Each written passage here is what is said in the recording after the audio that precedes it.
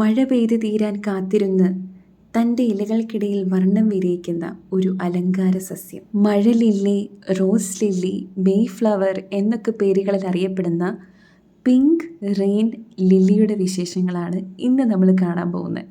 15 മുതൽ 25 സെൻറ്റിമീറ്റർ വരെ നീളം വയ്ക്കുന്ന ഈ ചെടിക്ക് നെല്ലോലകളോട് സാമ്യമുള്ളതും നല്ല മിനുസമാർന്നതുമായ പച്ച ഇലകളാണുള്ളത്. ഇതിൻ്റെ വിത്തുകൾ ഉള്ളിയോട് സാമ്യമുള്ളവയാണ്. മഴക്കാലം ആരംഭിക്കുന്നതോടെ ഇവർ മുളച്ച് കൂട്ടമായി പുഷ്പിക്കാൻ ആരംഭിക്കും. ഇലകൾക്കിടയിൽ നിന്ന് തണ്ട് നീണ്ട് അതിൽ ഒരു പുഷ്പം എന്ന രീതിയിലാണ് ഇവ പുഷ്പിക്കാറുള്ളത്.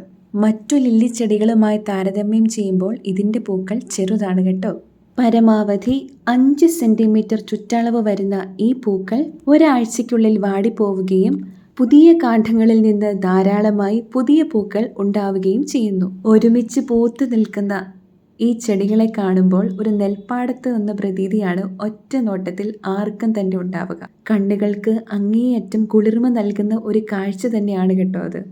ക്യൂബ, പോർട്ടോറിക്കോ എന്നീ കരീബിയൻ രാജ്യങ്ങളിലാണ് ഉത്ഭവമെങ്കിലും അമേരിക്ക, ഏഷ്യ, ഓസ്ട്രേലിയ, പസഫിക് ദ്വീപുകൾ എന്നു തുടങ്ങി ഒട്ടുമിക്ക മേഖലകളിലും ഇവ കാണപ്പെടുന്നു. നല്ല നിരപ്പുള്ള മണ്ണിൽ 6 മുതൽ 8 സെൻറ്റിമീറ്റർ വരെ താഴ്ചയിലാണ് നമ്മൾ ഈ ചെടിയെ നടാറ്.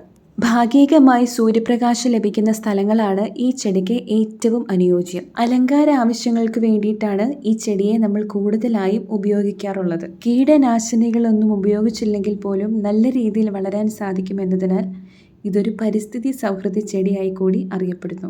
മഴക്കാലത്തിന് ശേഷം പുഷ്പിക്കുന്നതിനാൽ ഇതിനെ അത്ഭുത ചെടിയെന്ന് വിളിക്കുന്നവരുമുണ്ട് കേട്ടോ.